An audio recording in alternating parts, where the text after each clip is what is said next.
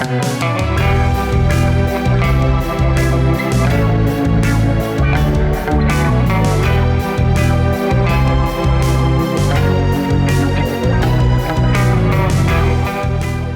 and welcome to Why, the podcast where we talk about things with an element of mystery, confusion or misrepresentation. My name's Matt Hartless, I'm a musician and journalist. My name's AJ Hill, I'm a comedian and idiot. And today we're going to be talking about Cicada 3301. Before we get into that, just a little bit of housekeeping. You can find us on social media. We are on Instagram, on Twitter and on Facebook, all under Y0Y Podcast. If you like what you're hearing, then you can support us on Buy Me a Coffee. So go to buymeacoffee.com/Y0Y Podcast. Oh no, it's Y0YMCR actually. And you can support us there, where you will soon be able to get bonus episodes, bonus content, and other things for your troubles as well. So that's very exciting, and we'll keep you updated as we go along as to what exactly you can get if you become a supporter. But you can also just subscribe to us on your podcast app or on YouTube if you're watching this on YouTube. In fact, the more of you subscribe on YouTube, then the sooner we'll be able to get our own URL. So then it'll be easy to find us on YouTube. A nice positive feedback loop. But anyway, that's all of the housekeeping done. So, AJ, do you want to tell us about Cicada 3301? Yes. So, Cicada 3301 is an organisation that have been putting out internet puzzles, very complex internet puzzles for very intelligent people to solve since 2012. So in 2012, a message appeared on 4chan, which is an internet forum, and the message read, "Hello. We are looking for highly intelligent individuals. To find them, we have devised a test. There is a message hidden in this image. Find it, and it will lead you on the road to finding us. We look forward to meeting the few that will make it all the way through. Good luck, 3301. So, and there's a picture of a cicada on it.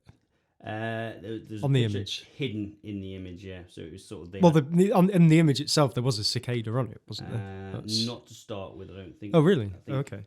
There you go. So as you can see there, it's just text. Oh, okay. So 3301. Cicada sort of came a little bit later on. Yeah. The cicada image started to become more of a thing. So the hidden... cicadas, just in case anyone doesn't know, a cicada is an insect. Yeah, it's a butterfly, isn't it? Is it? No, it's more of a it's more of a locust. Is it really? Yeah, oh, so right. it's like a locust. It's it's like it's sort of like a leaf hopper or a frog hopper type thing. Oh right, okay. It's there are more than 3,000 species. Maybe there are 3,300. No, we don't know how many species of cicada there are, but there are over 3,000 now. There are different types. Now, cicadas are very interesting insects because they can go underground and they can emerge like after 1 year, or they can emerge after 13 years or after 17 years. So they have a very unusual duration and time of their emergence, which sometimes can like extend or reduce if it's lost to like predation and things like that. But they work in a very strange. They work in a very strange way. Yeah, they've got a lot of things to do with prime numbers as well. So this is one reason why people think that the cicada was actually chosen by Cicada 3301 because the organisation seemed to have a lot of prime numbers. Is 3301 a prime number? 3301 is a prime number. Right. Also, 3301 is an angel number. Enlighten me. What does that mean? What is an angel number? I was afraid you're going to ask me that. I literally only just found this out. Why'd you bring it up? Yeah, well, it's because it's important. It's important because of what 3301 means. 3301 means that there's going to be an obstacle in front of you. So, like, even their name basically says that the things that we're doing is going to be challenging. 3301 is an angel number. So So like kind of police codes. Kind of. Let's have a look. Like, it's like 10-4. I can't remember what that means. It's more to do with nature, I think. Oh, right. Okay. Angel numbers work in accordance with tenets of numerology, which uphold the notion that each number is connected to a certain thing. So they're like repeating sequences and things like that. So 777 1, 2, 3, 4, and 0, 1, 0, 1 are angel numbers as well, but 3301 is also an angel number. So it's a mathematical terminology. It's Okay. I thought it would be like some sort of astrology nonsense. Not that astrology is nonsense for my friends who believe in it, but yeah, you know. Whether you believe in it or not, it is. I'm afraid to say. Well, yeah, I mean, there's certain ideas out there that actually, like back in the day, astrology made a lot more sense when we didn't have so much light pollution because our position in the universe was far more Yeah. in the universe rather than we've sort of isolated Well, I mean, ourselves. it was in terms of like various constellations being more visible in the sky would happen at different times of year, and so it was actually an easy way to be able to use that to predict when you should plant crops and when you should do certain things and when to expect bad weather. So kind of accidentally, that's, you know, in the same way that all religions kind of develop in terms of like gods for various things, sort of sprout up as a need to explain things. I guess that's probably where astrology went from being like, well, that constellation's in the sky. Well, yeah, they wouldn't have known what a constellation was, but you know, those lights are in the sky. That means it's time to plant our crops. Yeah.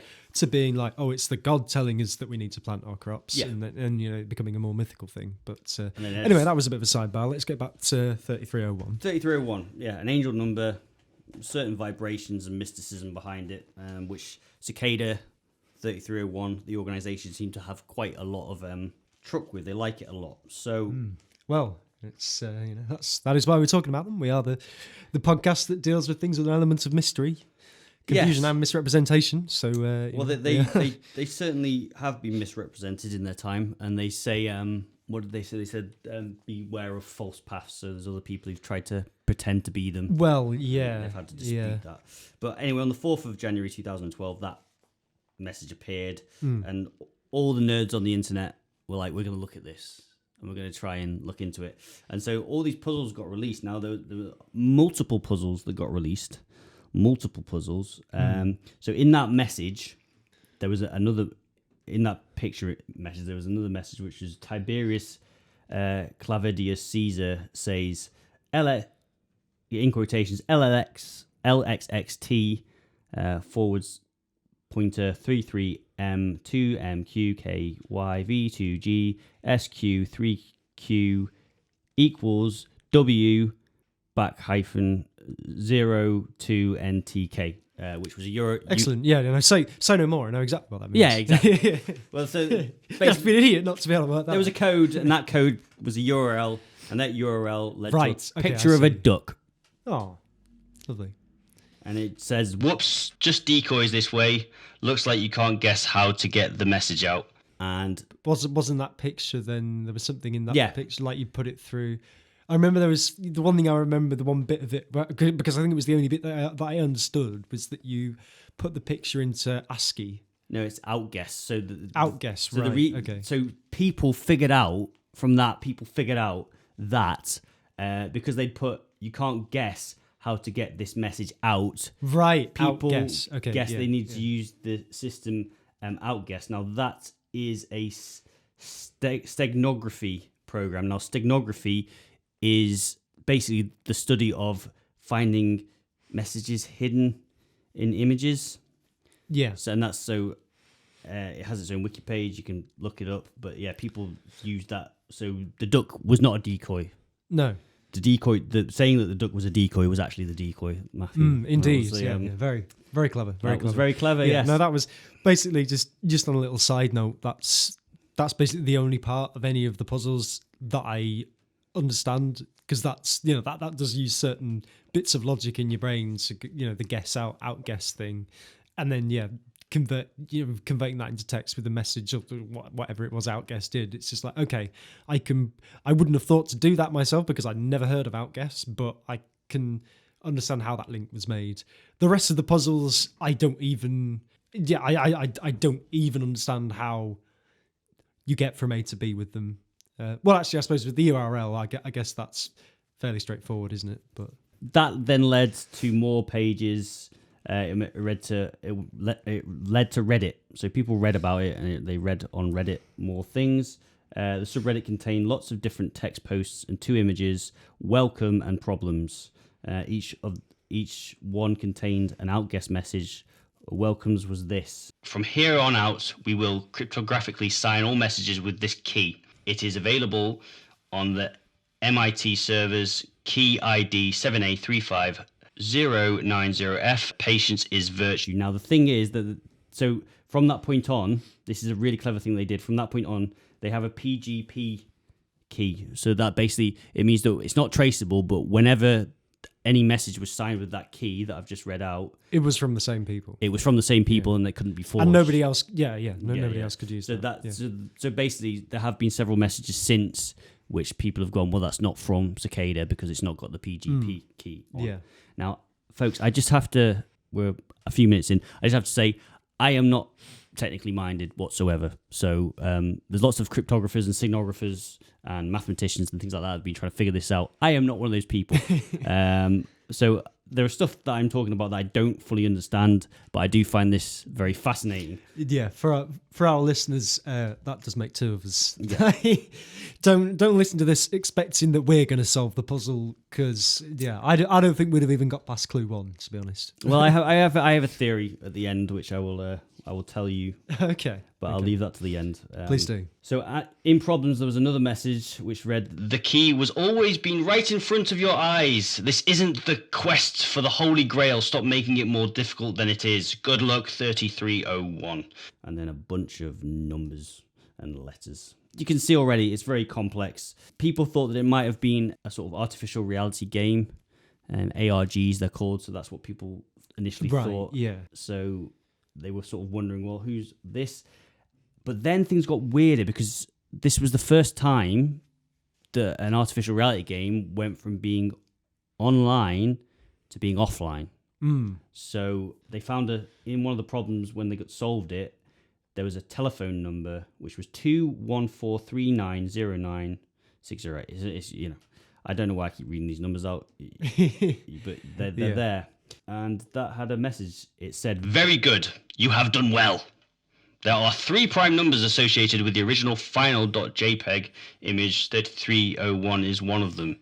You will have to find the other 2, multiply all 3 of these numbers together, and add a .com to find the next step. Good luck. Goodbye. Oh, yes, I remember that now. Now, well, the genius thing about that... I was about to say, I understand how to do that. And then I was like, well, yeah, everyone does. It's just multiplication. Sorry, carry on. The genius thing about that is that the original image had the dimensions of 509 and 503, both of which are prime numbers, and were multiplied with 3301 to equal, I hope this is the last number I'm going to reach you, 845145127, which gave them a website. Now, the website had a counter on it, so it just was counting down.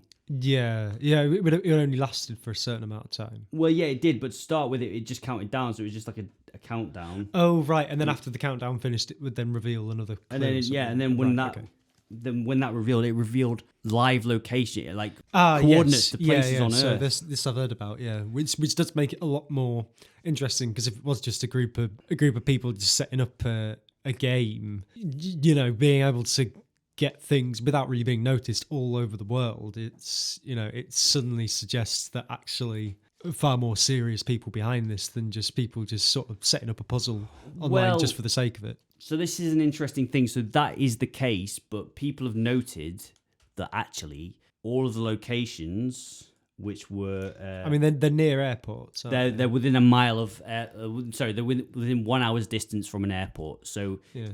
Even so, they're all over the globe, though. You'd have to have quite a lot of money to be able to physically go yourself to all of these different places, put these things there, and then hope that, especially if it was you doing it on your own, it would take you a while to get around. So you'd have to hope that they weren't damaged or removed in that time. So there were 13 locations all told in 2012. There were 2 in France, Paris, France, and there were 3 locations in Seattle, Washington. But other than that, So California, Australia, Hawaii, South Korea, and Poland as well. So all over the globe, but most of them were in America. So even so, I'd say it's likely that was the work of multiple people, all doing something at the same time. Sinister. In fact, that would make sense as to why there was the countdown. While there's a countdown, it's like, well, let's all coordinate and put these things out at the same time, so that like I said, that there's less chance of them getting damaged or removed. Yeah. But well, this is it. Well, so this was the interesting thing. So people had to start collaborating with one another, which they hadn't really had to do before. And like when they got to these locations, makes the dream work. Yeah, when they got to these locations, they were like the cicada image and a QR code posted on there. So it's it's mad. That would freak me out. It would freak me out if you were like, well, I'm going to go to this location, and then you saw like the symbol that had been popping up everywhere, and you're like, well, there's more than just this. It's all over the globe. So yeah, obviously the idea is that it potentially it's not been done by that many people, but at the same time, it's pretty terrifying. It is interesting that they're all near airports, though. It is very interesting. But maybe it's not like, oh, I'll just put them where, my collaborators on this project. We'll just put one in the place where we live. That would suggest, although I mean that they're clearly clever people, so that could itself be a red herring. But maybe, Matthew, it could just be that they expected some people to travel to all these locations. Oh, so it might just be that they've made it accessible for international travelers to get to. Oh, yeah, fair enough, yeah. Because that's something that's never been suggested, but I'm like, well, that's pretty obvious. It's like, well, you wouldn't want to make it like a 3-week trek out into the middle of the desert. Yeah, exactly. So there's lots more bits and bobs going on. That website with the coordinates, that went down after a while, and the message it said was something like, we want the brightest people, not the followers. I mean, again, I wouldn't have been dangerously close to being either of those things. So no. But there's just that little part of me that goes, oh, I missed out. But then it's just like, even if I was there right at the start, it wouldn't have mattered. There's no way I'd have been able to solve all these puzzles. They found book codes within the QR code, 29 volumes of knowledge that contained how many lines of code, yada, yada, yada. Lots of information that led to books. They also include a warning about having too many collaborators, saying that only the first few of the active few that make it to the end would receive entries. It's suddenly become like the Hunger Games. Yeah, basically. It's like, we're going to chop some of you off. Nobody, as far as we know, has died doing this. If you got past a certain point onto a server, you got the message. Congratulations, please create a new email address with a public, free web-based service, one you've never used before. We will email you a number within the next few days in the order in which you arrive at this page. Once you've received it, come back to this page and append a slash and then the number you received to this URL. For example, blah, blah, blah, blah, blah, blah, blah, blah, blah, blah, blah, blah, 3301. Only a few people ever... I think about 20 people, they said, managed to crack all the codes and go the whole way. And one of those people was a 15-year-old lad. Called Marcus Weiner, I believe. And he's been quite open about his experiences with Cicada. But I will discuss that in a little later on. Well, yeah. But he won the first round. And then in the next year, on the same day... Okay, so that's puzzle one. That's puzzle one. Yeah. Didn't they send they sent another message saying we've found the people we're looking for? Yeah, we found people we're looking for. Yeah. You're all... The rest of you can go away. Yeah, go fuck yourselves. Yeah, you're not smarty pants. We want smarty pants. You're not smarty pants. Please go away. They didn't say it like that. They're a bit more polite, but that's basically it. They said some stuff. The next year, they did a very similar thing. There's a guy called Nox Populi. He solved that, and he said that less people solved the puzzles the next time round. And again, fewer people. Yeah, fewer people. Sorry. It's fine. You are a journalist. I am not. It's not even that. It just. I think there's just a little part of me that just is irritated that I had to learn that, and I kept getting corrected. And now, someone else didn't have to learn that. I'm just like, oh fuck's sake! What grief I got for saying less. I am not a wordsmith, folks. I'm a prop comedian. That's why I'm an idiot.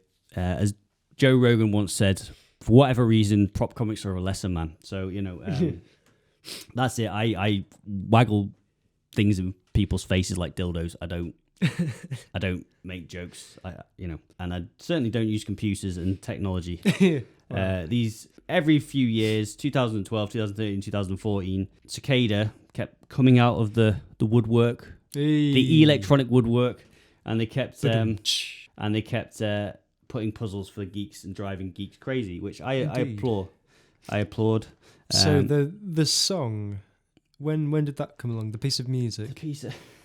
Because we've definitely gone past where that should have been now. We went past where... I can't even remember what it's called now. Instar Emergence. Oh, yeah. Instar Emergence. Mm-hmm. Right, I'll just get my guitar and give you a quick rendition of the first few bars of that. before Matthew plays this, it's worth noting that to this day they don't know who composed it, they don't know who played it. It just appeared on one of the puzzles, it's a bit hard. I mean, having listened to it, the recording quality is not great.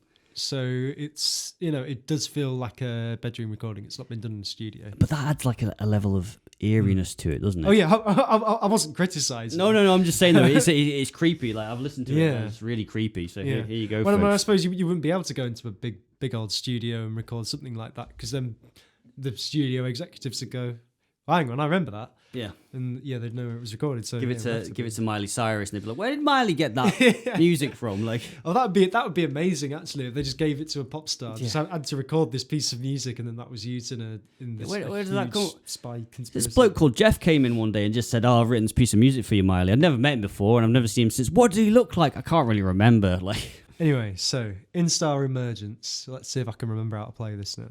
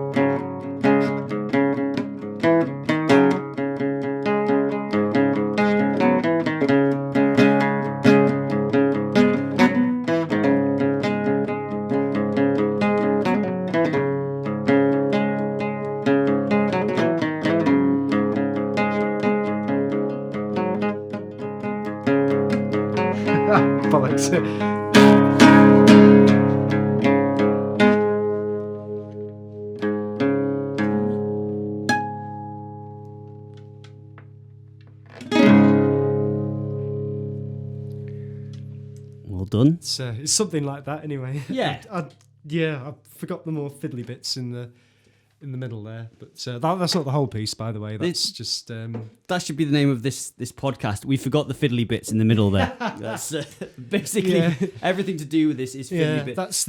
That's the real mystery. It's why can't we do the fiddly bits? They're so intricate. So like in the second puzzle, they had a bootable CD with like their own operating system. Really? Yeah. Wow. So like you'd put it into your CD. Obviously, like people who were doing this were like, "Well, please don't destroy my computer. Like I kind of need that."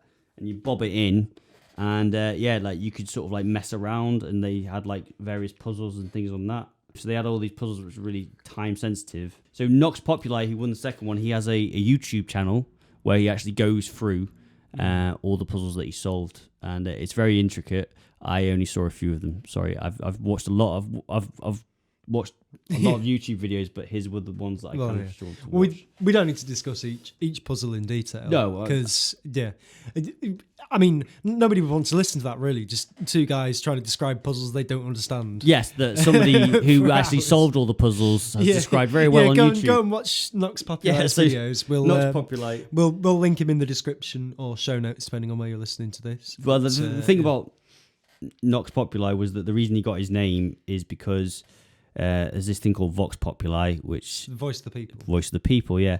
And he had to come up with a username, and he couldn't decide what to do. The Knight of the People. Yeah, well, no, that's what Nox Populi means. Right, well, that's interesting because he had a cat called Nox which kept knocking against his leg or something like that. Oh. So he was just like, I'll just put Nox down. So that's how he got his username. But there we go, Knight of the People. Yeah, maybe Nox is. I mean, correct me if I've never learned Latin, but it's just one of the few words that I'm fairly confident on. Is Nox is night. The reason I know that actually is because of Harry Potter, because they have Lumos, which is the thing that turns the one into a light, and they say Nox to turn it off again. Ah, Nox. So I think Nox is night. Here's an idea that maybe Nox Populi is actually part of Cicada already. Well, I was going to say that. It's just like you say he was the winner of the second puzzle. He's the winner, and he's been very vocal. He's been on lots of documentaries, and he gets mentioned a lot. Yeah, he is. We have his word for it that he was the winner. I mean, he might obviously if he solved all the puzzles and proves it, then we know he solved the puzzles. He's been very comprehensive. Was he the first to do it? Is the thing, or did he solve them, or did he create them? That's. Because that's a good point. So it gets complicated with Cicada, because Cicada sort of popped up 3 times to release puzzles. The last time they popped up, folks, It's 2014. So the last time they released something was on 2014, like as in released a set of puzzles, and what they released was a book called the Liber Primus. Now the Liber Primus. It just means prime book, by the way. It does, yes. There's 57 pages. Of this book, and it was written by Cicada 3301. So it's written by Cicada. It's in Nordic runes. So in 2013. Oh yeah, no, I remember having seen like a video with some of the pages now. Yeah. So basically, what happened was that they in one of the puzzles in 2013 they released one of it was like a runic alphabet, and it didn't really seem to associate with anything. It was just like something that got released, and then so that was being left as kind of foreshadowing for. Different puzzle entirely. Well, this is so intricate. Yeah, that's what I'm saying. This is why I'm struggling with it, because it's a lot of information.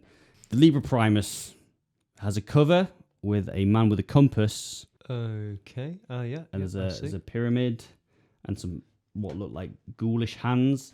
Ghoulish hands. Ghoulish hands. It just gets it's so weird. The whole thing is really weird. So nobody has cracked the whole of the Liber Primus. That's because it's very complex. There's lots of ciphers in there. So I think the first page has been translated, and that says, "A warning, believe nothing from this book except what you know to be true. Test the knowledge, find your truth, experience your death. Do not edit or change this book or the message contained within, either the words or their numbers, for all is sacred." A bit ominous. I think there's been 19 pages that have been translated all told. Really? Oh, that's quite a lot. It's quite a lot. How did you say? 57 in total? I think it's 57 pages, which is a parable. Page 57 says, like the instar tunneling to the surface. That's 1/3 exactly then. You must shed our own circumferences, find the divinity within and emerge. And then it's just got a cicada. And then there's that red dwarf. What if they like their prime numbers? What if only 19 pages are decipherable? Well, maybe, but knowing what we know about them, that seems unlikely, because they do seem to want their puzzles to be solved, but they just want them to be solved by the most intelligent people. I saw a documentary where these people went to some of these hackers. I think it's called DEF CON. So DEF CON in Las Vegas, where lots of hackers and cryptographers and stuff meet to solve puzzles and stuff like that. And they were showing people, and basically people were stumped. So the most interesting thing about all of this is that it's not just cryptography, it's not just scenography, it's also art. Well, there's references to obscure medieval texts you've never heard of. That was something I was going to say, is that there's so many different disciplines that you have to have mastered or have at least substantial knowledge about to be able to even get close to finishing. So when they ain't mucking about when they're talking about finding the most intelligent people. Like, I mean, the best educated people as well, I'd say. Not necessarily just the most intelligent, but there's you are going to get very few people who on their own can solve all of these puzzles, and I guess that's the. Well, this is it. So they've got this runic alphabet, but also like it's been the ciphers within the runic alphabet, the symbols that people don't understand within it. So like the actual Liber Primus itself is very complex in the way it's written, and like they've taken it to academic experts who've looked at it and just gone, "Ooh, that's interesting. I don't know." Yeah. And I think what we should do is we should talk about who it is that's behind the organization. So that's basically what we're going to say about Liber Primus. Is it's been released in 2014. It's not been revealed to this day. Cicada have occasionally popped up to sort of say you need to keep looking at it, and they've released some more clues via Twitter. Ooh. So they've logged on Twitter and they've released more clues, but they've never revealed who they are, and nobody knows where they come from. Who do you think they are, Matthew? Well, I've heard several theories. I think when I first became aware about it, it seemed very likely to me that it was some sort of intelligence agency, just for how kind of like a Bond film for nerds, basically. Instead of jetting around the globe, having sex and shooting people, it was jetting around the globe, finding QR puzzles. codes. Yeah. But I think just the sort of the multinational thing about it, the intense secrecy, and also the huge amount of importance on technology and using technology in a very specific and untraceable way, made me think this seems like the kind of thing that a security agency might do. However, I guess the thing is that you can recruit somebody for a secret agency, for an intelligence agency, but you don't know whether they agree with you or not. So say it was MI5 or the CIA, Russians solving it, they probably wouldn't, if they were pretty keen on socialism, would then be like, don't want to work for MI5 or the CIA, and now I know exactly how to crack all of their stuff. So I think, on reflection, I think intelligence agency maybe not likely, but there's a part of me that wants it to be true. Well, the NRA have denied it. The National Rifle Association. The NSA. The NSA. The NRA have not made any comments, so maybe... I don't think they need to.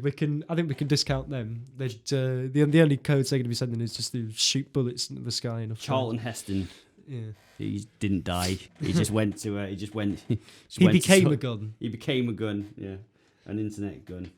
But Neil Zuring from NSA, who's the technical director, he said that puzzles aren't part of their sort of outreach program.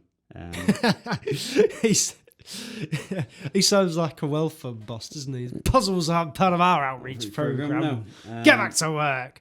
Ask Snowden. I mean, he said after Edward Snowden. He actually said that after Edward Snowden, they actually find it really hard to recruit people. I wonder why. Yeah. Edward Snowden goes, "Oh, what you're doing is illegal," and then they're like, "Oh, we're going to try and throw you in prison. Oh, you've had to flee the country." Yeah, I wouldn't want to work for someone like that. Quite, yeah. But he said that he didn't rule out that that it wasn't possibly employees of the NSA doing it in their spare time.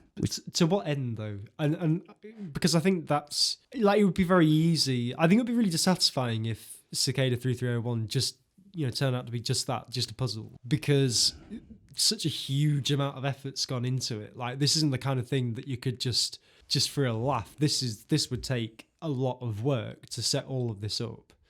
And a lot of money as well, and to what end? Well, so would it take a lot of money though? I mean, would it take a lot of money to so like the most expensive thing at the minute would be to go to a physical place and put a physical picture and a QR code down. Now, if you work for, let's say, the NSA, Edward Snowden's discussed his wage and it was very, very high.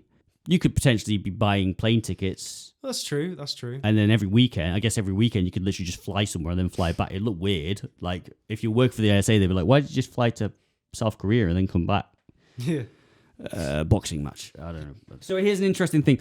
So the winner of 2012, Marcus, am I saying it right? Marcus Wiener?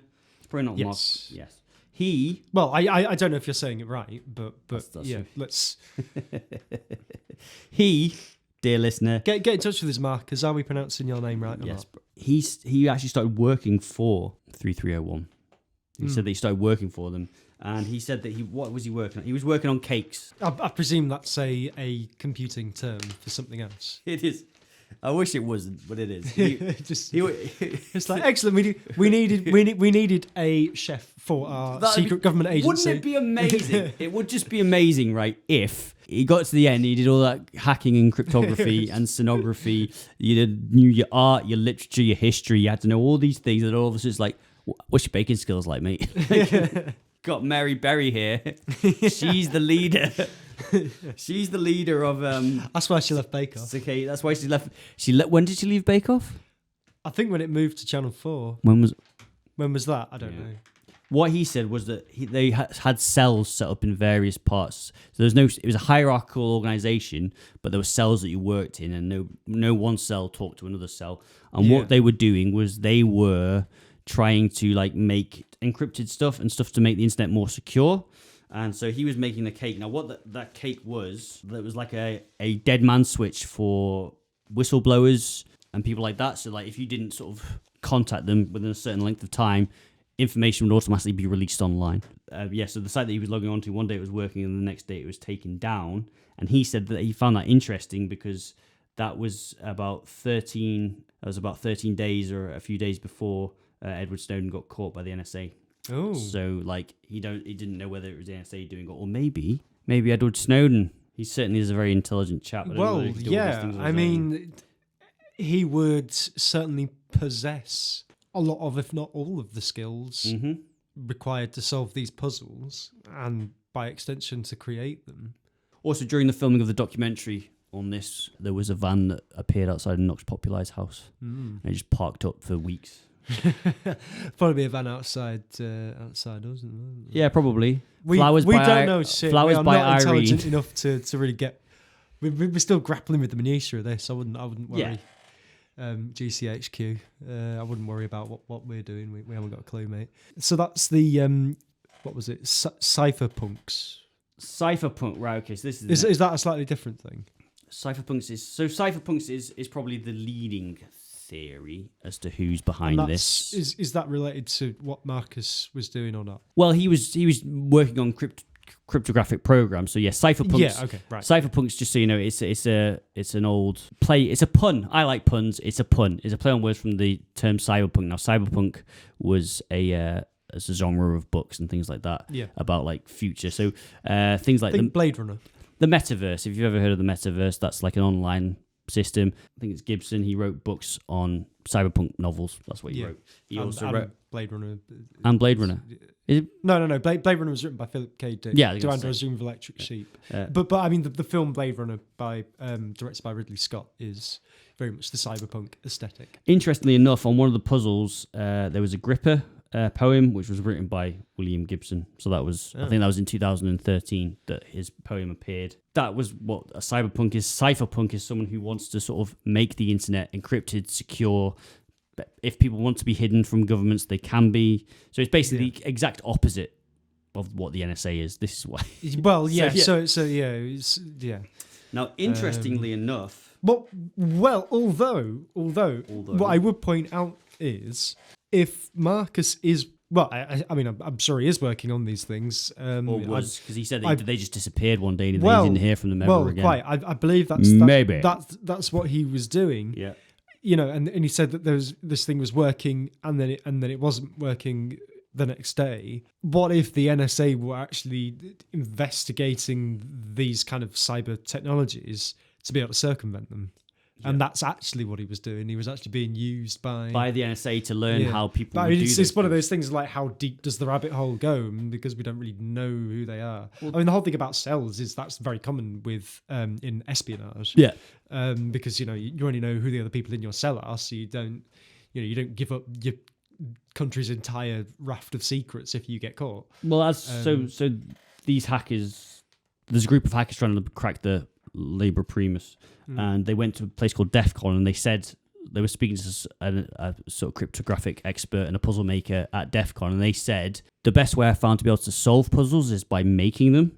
So in that theory, that would make sense that if the NSA secretly, it's such a clandestine way to go about it, will secretly employ hackers, especially if after Edward Snowden, they're saying they're struggling to recruit, you secretly employ hackers, and then from there, like they don't know they're working for the government, they just think they're doing something pretty badass.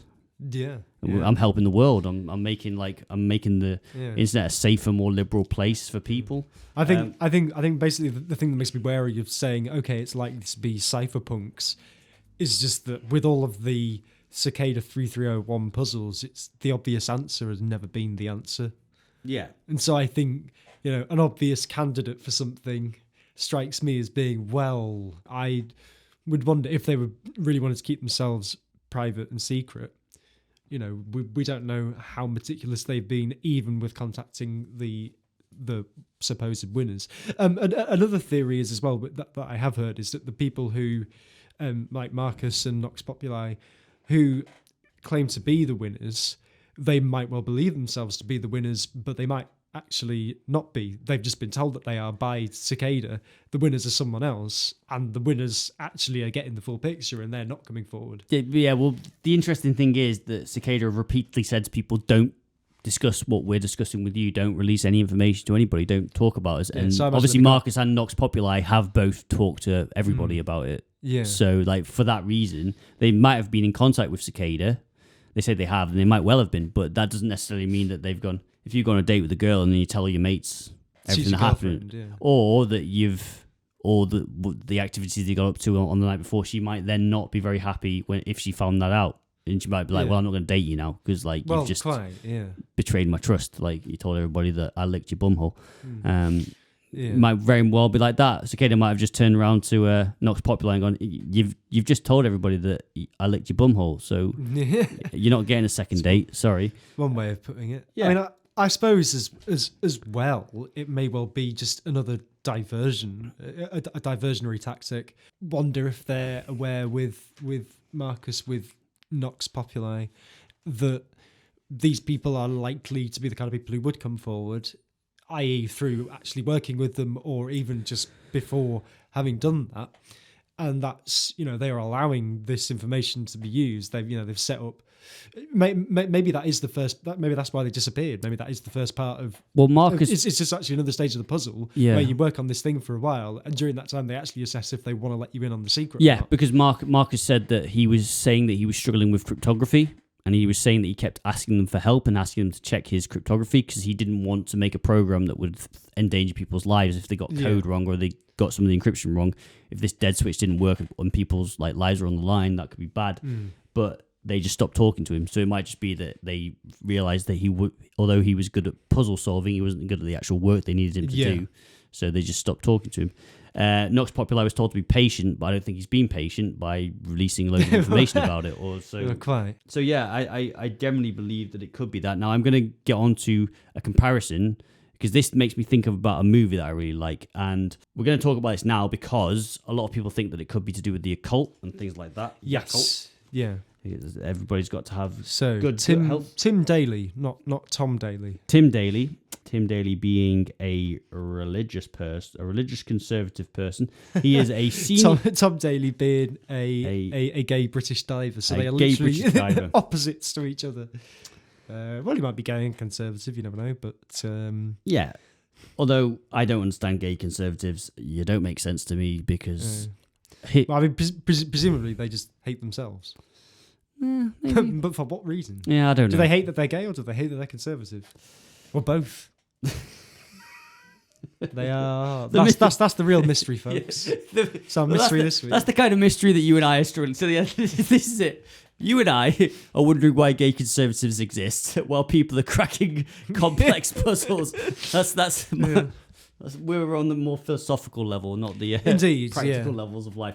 Yes. So Conservative Christian Family Research Council Tim Daly said that the enigmatic Cicada 3301 appears to be drawing participants inexorably into the dark web of the occult, a la Blavatsky and Crowley. At the heart of the enchantment... Allah, as in the Muslim god?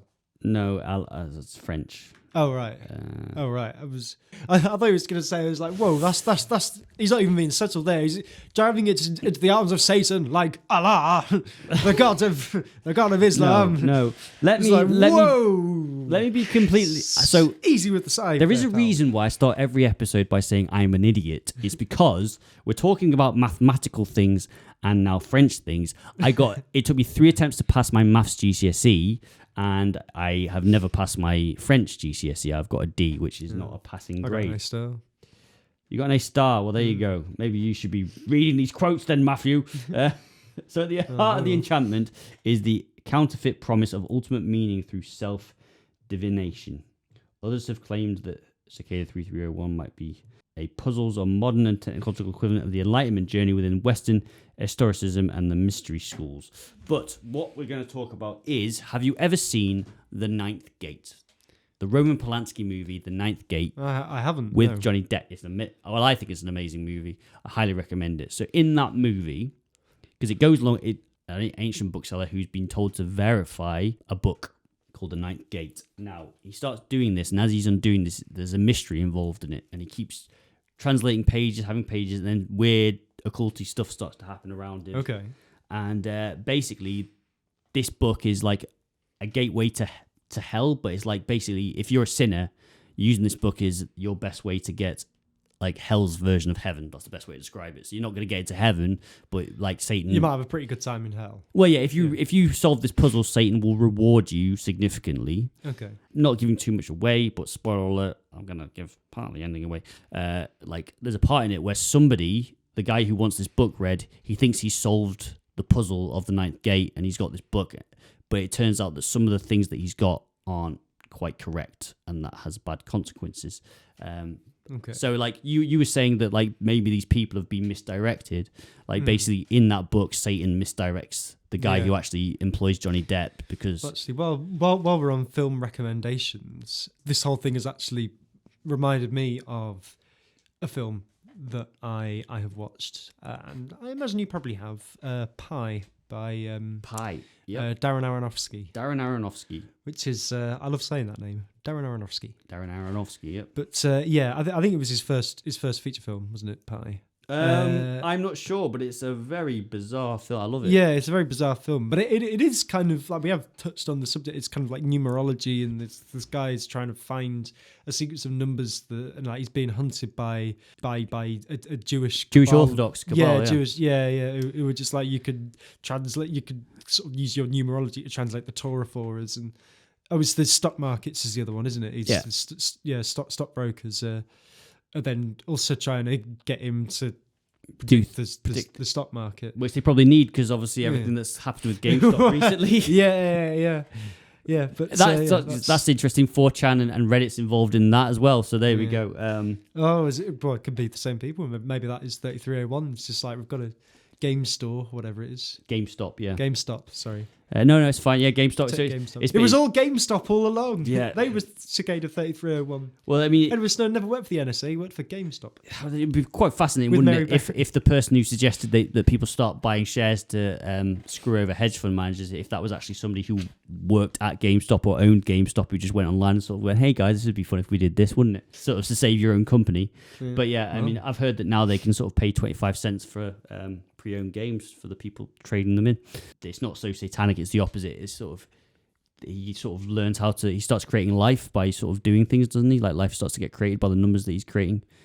You know what, it's been a long time since I've watched it, so I can't exactly remember, but I think it's throughout the whole film there is the question of whether he's crazy or whether, he's actually able to do these things with numbers. Yeah, with numbers. Well, this is it. Watch it and then you'll find out, because I can't remember. But yes, but in fact, they're both good examples, because with Cicada 3301, you're going through a journey. It's like this, you're going on a journey, and with both of those films, the protagonists are going on a very random and strange journey, and they don't really understand what's happening, and there's a mystery at the center of it, and it's all around history and numerology and secret codes and secret texts. Who knows? Maybe Cicada 3301 was inspired by those movies. Maybe they were like, well, yeah. I mean, I certainly wouldn't rule it out. It's definitely, in terms of the way that they've constructed their puzzles, it's not something that's come out of a vacuum. No. It's it's the combined efforts of a lot of different disciplines and areas of knowledge. It's that they have come to this. So yeah, why not? Why wouldn't they have watched those films and gone, you know what? Actually, that's an idea. We could make that work. Nobody knows who Cicada 3301 are. People are making a movie about it. Yes, yeah. I was just about to ask you about that. See, you said before we started recording it's a dark comedy or something. It's a comedy thriller. A comedy thriller. Called Dark Web Cicada 3301. And the plot line basically goes that Cicada are a kind of secret organization, a bit like the Illuminati, which is also a theory that it might be the Illuminati or a Masonic conspiracy. But in this movie, the reason I've not seen the movie, I've only seen the trailer, but the thing that I like about this movie is that there's a bit in it where there's people with big paper mache heads chasing the good guys. So like Frank Sidebottom. Like Frank Sidebottom. So my theory is that Cicada 3301 is actually run by Frank Sidebottom. Hello, it was me all along, Frank Sidebottom. If you don't know who Chris Seavey, Chris Seavey, he didn't die. He didn't die. That's No. what he's been doing. You know what? I wouldn't I wouldn't even be that surprised if that turned out to be true. It would be exactly the kind of bonkers thing. Well, he's a wind-up merchant. If you know anything about, so Chris Seavey is a musician and comedian originally from Manchester, and Timperley, yeah.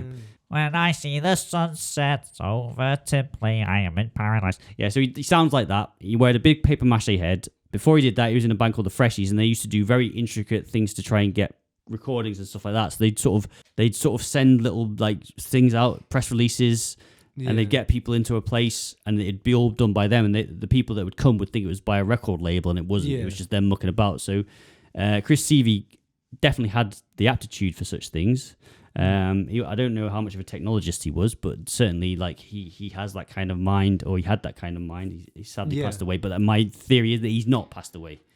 He is Cicada, and he's going to come out again, and like he's going to be like, "Hello, it was me all along, Frank Sidebottom." I love the guy. That would I would love that to be true. And then he's just going to release. I think, nothing would make. Well, I say nothing would make me happier. I'm sure some things would make me happier, but that would make me pretty happy. He'd come out with his Frank Sidebottom head, dressed like a cicada, and then he'd just do a whole set of Queen covers, and it'd be amazing. And then that,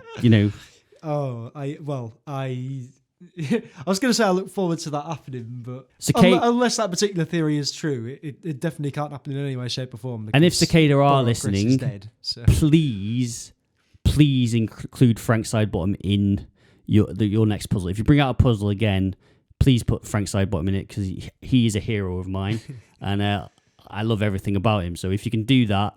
And don't worry, that won't make it easier for AJ to solve either, because as we've said multiple times, neither of us have a fucking clue about these puzzles, but we find the whole thing quite interesting, and I hope you did too. So I think we've reached quite a natural conclusion there. Yeah, with the story. So I think that's where we'll leave you.